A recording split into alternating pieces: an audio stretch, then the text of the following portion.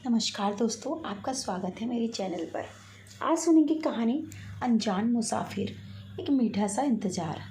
Budhana station बहुत बड़ा नहीं था, बस 3 ही प्लेटफॉर्म थे और उनमें भी तीसरे पर शायद महीने में एक बार ही कोई ट्रेन लगती थी। स्टेशन का बोर्ड पीले रंग का था, जिस पर काले अक्षरों में लिखा था बुढ़ाना।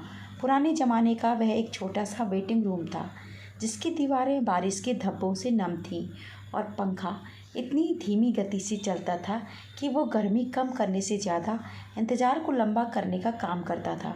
सांझ उतरने लगी थी, आसमान हल्का नारंगी हुआ जा रहा था और हवा में सौंधी मिट्टी की खुशबू घुल चुकी थी।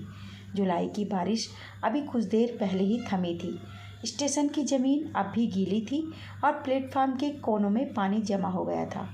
उसी वेटिंग रूम की खिड़की के पास बैठी थी नीरा, सलवार कमीज में बाल पीछे बंधे हुए, आंखों में हल्की थकावट, लेकिन होठों पर एक धीमी मुस्कान थी। उसके पास एक बैग रखा था और हाथ में किताबें, जिसे वो सिर्फ पकड़े हुए थी, पढ़ नहीं रही थी। ट्रेन की को अब भी देर थी। नीरा को यहाँ बैठे हुए 2 घंटे हो चुके थे, लेकिन जिस इंसान का इंतज़ार था उसका नाम भी वो नहीं जानती थी। 2 हफ्ते पहले की बात थी। दिल्ली से मेरठ जाते हुए ट्रेन में नीरा की सीट के ठीक सामने बैठा था एक युवक, हल्की दाढ़ी, नीली शर्ट और हाथ में नोटबुक। ट्रेन जैसे जैसे सरकती गई, बातचीत शुरू हुई।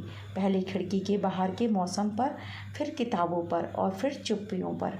उसका नाम नहीं बताया उसने, बस इतना कहा, नाम जान लोगी तो शायद जादू टूट जाएगा। नीरा को उसकी बातें अच्छी लगी। कोई बनावट नहीं, कोई दिखावा नहीं।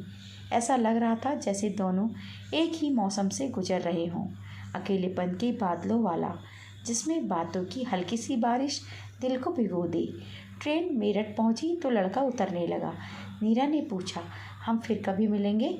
उसने बस मुस्कुराकर कहा, अगर मिलना लिखा है तो 2 हफ्ते बाद बुढ़ाना स्टेशन पर शाम 5 बजे मैं वहीं मिलूँगा। नाम के बिना, बस वैसे ही जैसे आज मिले थे। अब 2 हफ्ते बाद की शाम थी। 5 बजे कब के बीत चुके थे। अब तो 6 बजने को आए। नीरा बार बार घड़ी देखती रही, फिर प्लेटफार्म की तरफ नज़र दौड़ाती। बारिश अब पूरी तरह थम चुकी थी, लेकिन मन में एक उलझी सी नमी थी। स्टेशन मास्टर रेडियो चलाकर कमरे से बाहर निकल गया। रेडियो पर गाना बजने लगा। कुछ लोग जो कभी ख्वाबों में थे, वो पास आके भी पास नहीं। गाने के बोल नीरा की आंखों में ठहर गए। उसने खिड़की से बाहर झांका। प्लेटफार्म पर कुछ नए मुसाफिर आए थे, लेकिन उस नीली शर्ट वाले को वो अब तक नहीं देख सकी। 6:30 बज गए। अब नीरा की मुस्कान में हल्की थकान आ चुकी थी, लेकिन वो उठी नहीं। उसने अपने पास का बैग जरा और पास खींच लिया और खिड़की से बाहर नज़रें टिकाए रही। शायद वो नहीं आएगा, दिल ने धीरे से कहा, या शायद वो प्लेटफार्म की किसी और तरफ हो। उम्मीद ने जवाब दिया। ट्रेन की आवाज़ फिर से सुनाई दी। शायद कोई लोकल गाड़ी थी जो गुजरने वाली थी। नीरा उठकर बाहर आई, एक आखिरी बार देखने के लिए। ट्रेन धीरे धीरे स्टेशन में घुसी। कुछ यात्री उतरे, कुछ चढ़े, लेकिन उनमें वो चेहरा नहीं था जिसका इंतजार था। 7 बज गए थे। नीरा अब थक चुकी थी, लेकिन नाराज़ नहीं थी। वो मुस्कुरा रही थी, वही धीमी मुस्कान, जैसे कोई अधूरी बात फिर पूरी हुई हो बिना कहे। शायद वो मिलना बस एक एहसास था, एक मीठा सा भ्रम, एक रिश्ता जो नाम के बिना ज़्यादा खूबसूरत था। वो फिर बैठ गई, अपनी किताब खोलकर। इस बार वो पढ़ रही थी, लेकिन शब्दों से ज़्यादा वो उस गंध को महसूस कर रही थी जो उस मुसाफिर के साथ आई थी, 2 हफ्ते पहले, बारिश में भीगी हुई मिट्टी जैसी।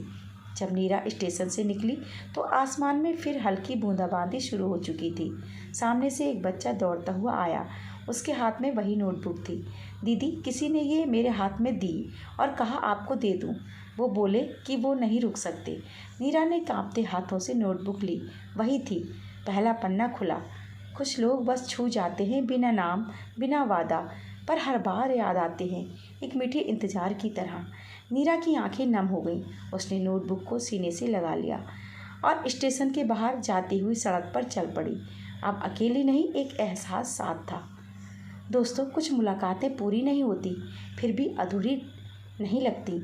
दोस्तों, यदि कहानी पसंद आई हो तो शेयर ज़रूर करें और इसी तरह की कहानी सुनने के लिए मेरे चैनल को भी सब्सक्राइब कर लें। दोस्तों, कमेंट करके ज़रूर बताएं कि आपको कहानी कैसी लगी। धन्यवाद।